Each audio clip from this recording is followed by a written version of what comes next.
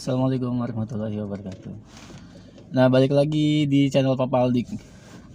Benernya gue bener-bener jarang banget upload karena memang ada beberapa kesibukan. Tapi ini gue mau bagi beberapa tips sih, supaya kejadian yang pernah gue alamin itu nggak kejadian di teman-teman. Nah, tipsnya itu pertama, kalau misalkan teman-teman sudah menyerah di taksi online ya, ini kan sebenarnya banyak nih yang nanya di channel gua. Pertama, yang kebanyakan tuh cicilan 2 juta, cicilan 3 juta, cicilan 4 juta apakah bisa nutup, cicilan 3 juta 5 tahun, DP 15 juta, DP 20 juta, apakah bisa nutup.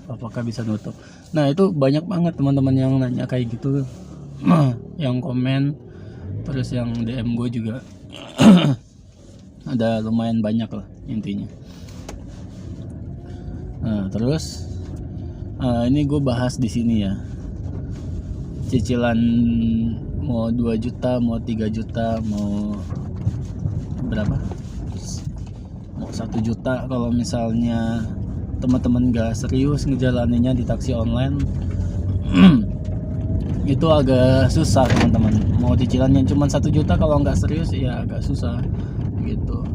Serius tuh dalam artian bukan cuma serius narik on beat, enggak. Seriusnya pertama serius konsisten ya kan, jadi jangan banyak libur, serius nabung uangnya, manage uangnya. Karena kan untuk driver online kan kita tuh dibayarnya kayak harian.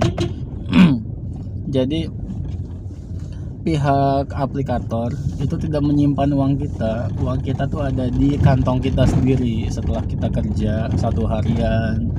Nah, kebanyakan driver yang nggak sanggup itu karena manajemen uangnya kurang bagus gitu. Pertama, kayak misalnya dia dapat uang misalnya 1 hari 200.000 misal.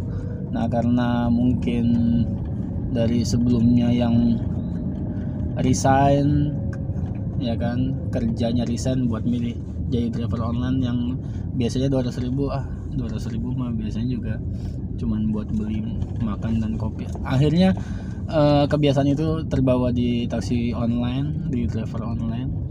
Nah, itu biasanya ngaruh juga teman-teman yang dulunya lifestyle-nya tinggi terus tiba-tiba alih profesi jadi driver online. Biasanya nggak kuat lihat uang cash atau misalnya uang di rekening kita yang kita dapat setiap harinya, biasanya nggak kuat alias boros gitu, dipakai. Ini pengalaman gue ya teman-teman, yang dulu gue kerja di perbankan. Nah, terus akhirnya pindah. Dulu pernah maksudnya pernah daftar di taksi online, pernah ngejalaninnya juga 1 tahun lebih lah. Nah, itu ngelihat uang cash di kantong kita yang penumpang bayar itu, kadang kalau kita manajemennya nggak bagus ya kegoda, dipakai lagi. Nah, giliran setoran mobil, nah itu susah karena uangnya udah kepake gitu. Nah, ini makanya hal-hal kayak gini lah yang harus dihindari. Artinya serius dalam driver online, dalam cari rezeki untuk jadi taksi online. Nah, ini serius bukan cuma dalam artian kerjanya serius, tapi manajemen uangnya juga harus serius gitu. Ini gue bicara tentang driver online yang mobilnya tuh cicilan ya. Kalau mobilannya lagi, kalau mobilnya nggak cicilan sih ya nggak masalah. Mau dia pakai terus setiap hari, asalkan cukup buat bayar pajak mobil, sama cukup buat dia servis mobil, cukup buat dapurnya, kayaknya oke.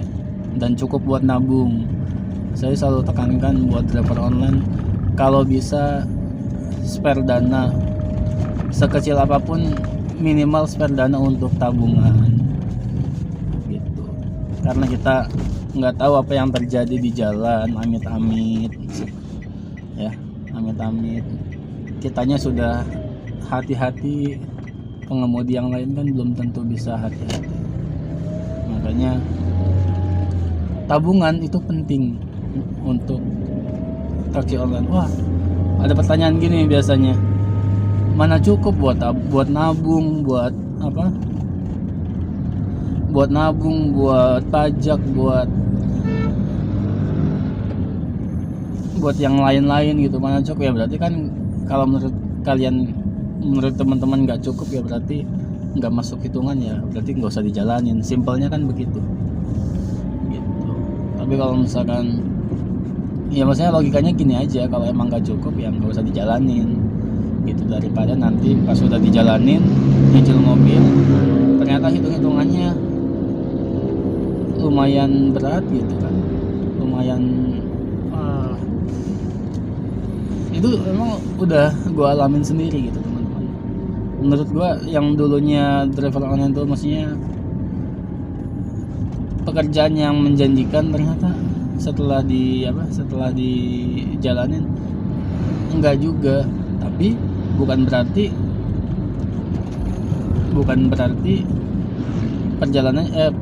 pekerjaan yang enggak bagus juga. Buktinya temen gue ngambil Excel 7 cicilannya 4 juta sampai sekarang berjalan lancar.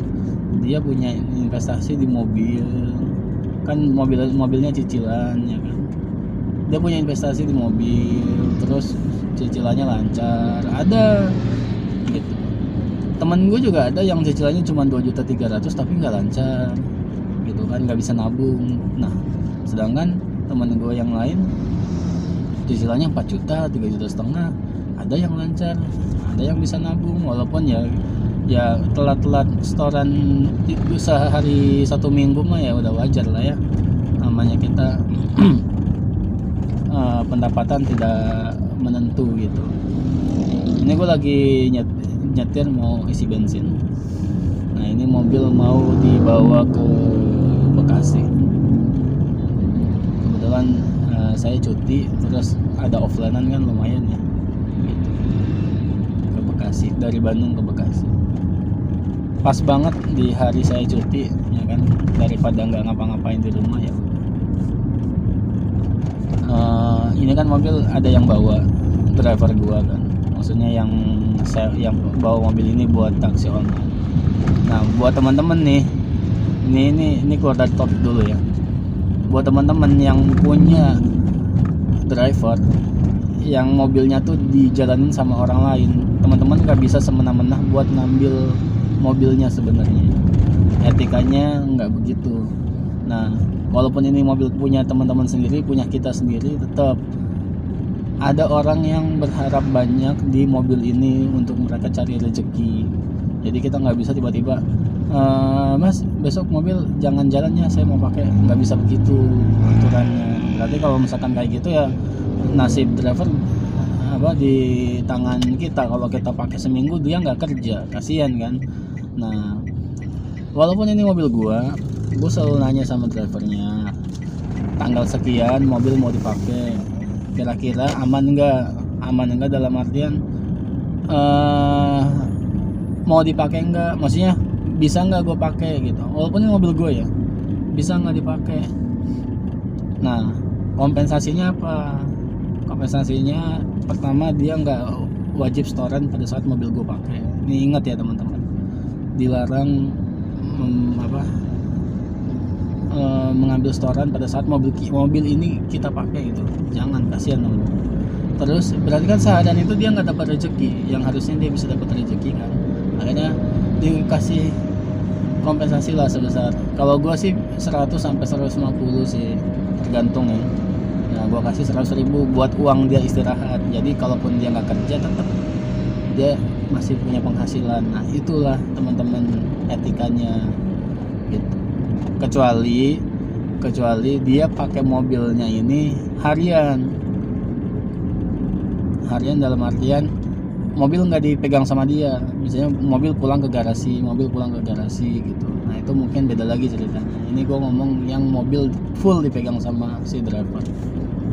Nanti gue bahas lah aturan atau rules yang seperti apa yang cocok buat teman-teman yang mau sewain mobilnya untuk taksi online gitu.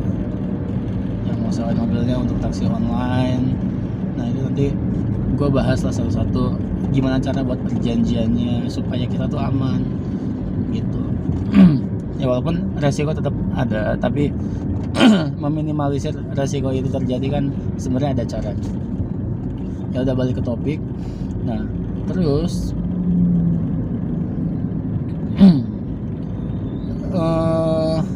cicilan, intinya gini teman-teman, cicilan itu mau 2 juta, 3 juta, 4 juta sebenarnya bisa walaupun ya mungkin harus ada perjuangannya ya, nggak bisa kayak gua ngomong bisa jadi tolak ukur teman-teman ya udah bisa cicil mobilnya, nggak begitu konsepnya. Gue dulu berpikir cicilan 3 juta sehari dapat kali 200, 100 buat ini bersih ya, 100 buat cicilan mobil, 100 buat dapur. Simpel kan hitung-hitungannya sebenarnya kayak gitu, tapi ternyata di lapangan berbeda, sangat berbeda. Kadang kita dapat 400 sehari bersih, oke dong. Besoknya tiba-tiba dapat 50.000, besoknya tiba-tiba dapat 30.000 sehari. Coba bayangin gimana cara teman-teman buat bagi-baginya tuh ya. Terus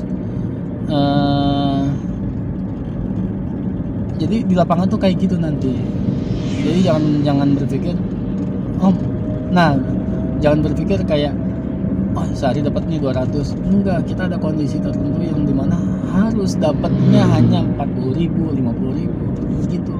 Itu realitanya teman-teman, jangan sampai disalah artikan gitu. Jadi ini untuk prepare juga teman-teman, siap gak kira-kira buat menghadapi situasi seperti itu. Banyak yang kayak stres di jalan karena cuma dapat 40.000. Tapi kalau misalnya kita sudah siapkan mental, ya kan, sudah siapkan mental untuk untuk kejadian-kejadian yang tadi gue bilang, nah itu teman-teman aman. Ya udahlah, namanya usaha ya kan, dapatnya 40.000, dapatnya 50.000, yang udah syukuri aja ya kan. Tapi ya kita nggak menutup kemungkinan besok atau nanti sore atau nanti malam ada offlinean, ada charteran, ada orderan tiba-tiba long trip gitu kan, 150.000 satu kali ya kan? Satu kali jalan ya kita nggak ini. Dan perawatan mobil itu bukan cuman di oli ya teman-teman, ternyata ada kampas rem, ada kampas kopling. Kampas kopling itu kalau misalkan kita ganti mobil Toyota misalnya Calya, Avanza, bisa 1 juta sampai 1.500.000. Nah itu teman-teman harus persiapan. Ini gue ngomong pahitnya ya, jangan manisnya terus ya kan? Biar teman-teman berpikir dan sudah bersiap-siap. Dan kalau bisa nih teman-teman harus punya spare dana. Makanya di video gue sebelumnya pertimbangannya supaya untuk teman-teman menjadi bentar ya, gue isi bensin dulu.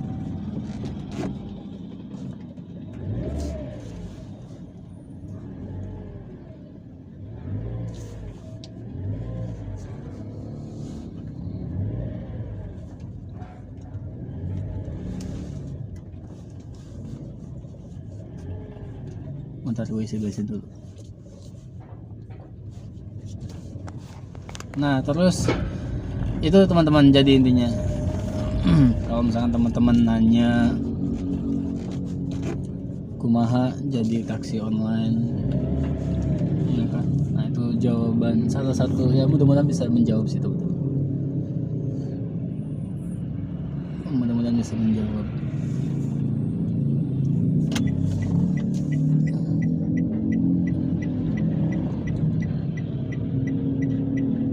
Jadi taksi online itu tidak semudah yang kita bayangkan.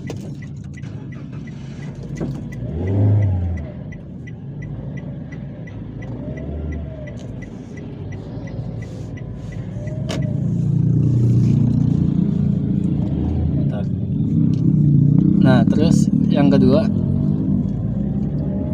ya tidak semudah yang kita bayangkan. Tapi kalau misalkan kita konsisten menjalaninya, yang tadi gue bilang ya, konsisten tuh luas banget artinya. Bisa konsisten dari segi manajemen keuangannya, terus konsisten dari segi pengaturan jam kerjanya, dari konsisten mengikuti aturan dari pihak aplikatornya. Nah, itu bisa. Berat sih, memang berat, tapi kalau itu semuanya dijalanin ya bisa. Dan harus ikhlas. Ikhlas dalam artian, kalau misalkan kondisi-kondisi yang tadi gue bilang itu terjadi, ya kita harus legowo. Emang cari rezeki yang nggak gampang gitu.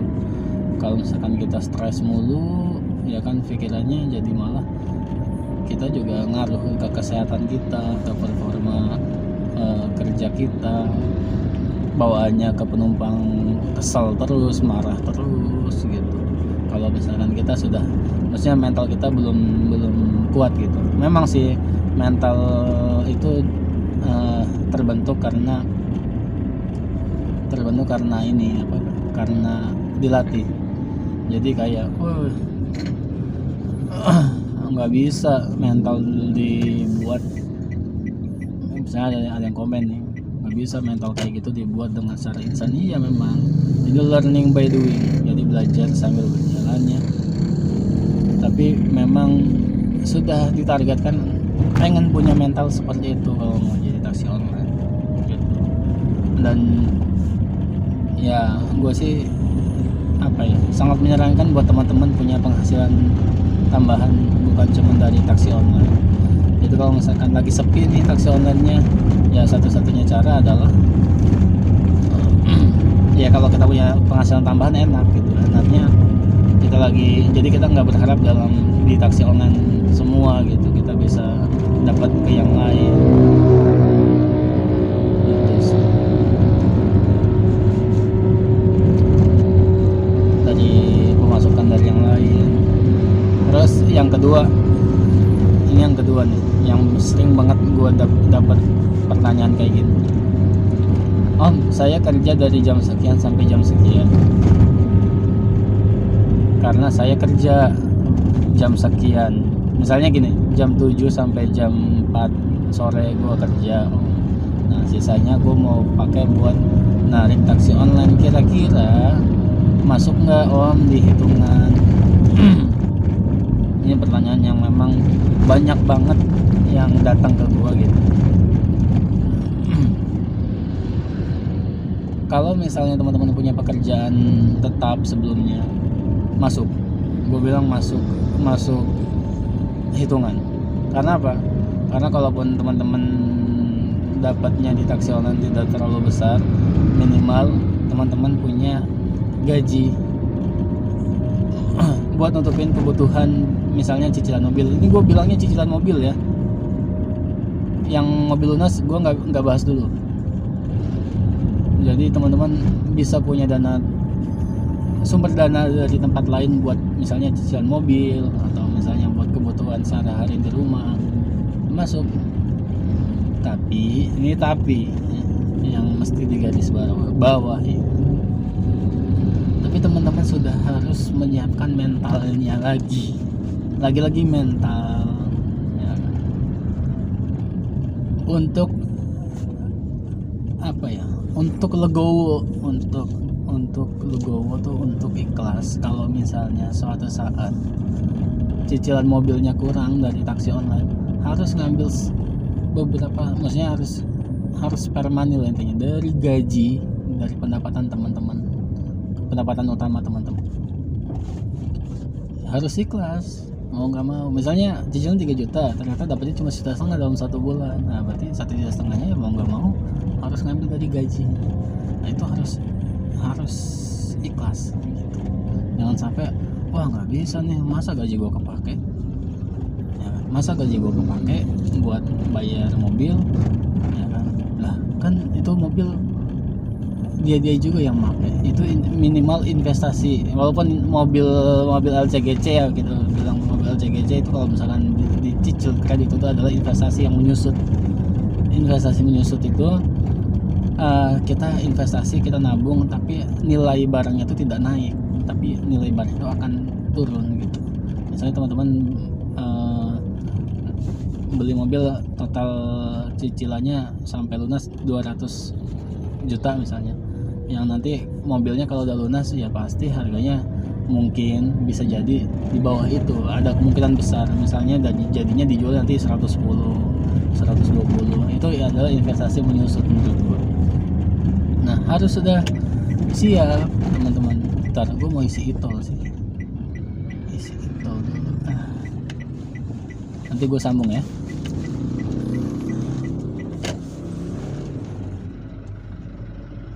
Soalnya gue mau ke Bekasi, gue harus persiapan e-tol sih. Nanti gue sambung. Ya itu teman-teman, harus ikhlas ya tadi ya gue bilang. Kalau misalkan uang gajinya dipakai gitu. Nah terus yang selanjutnya adalah kita parkir.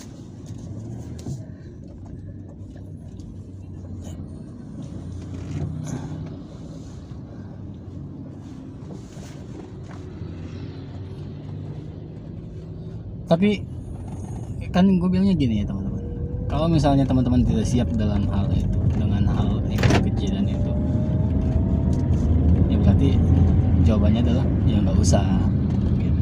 Simple aja. Kalau ternyata gue nggak siap kayak gitu.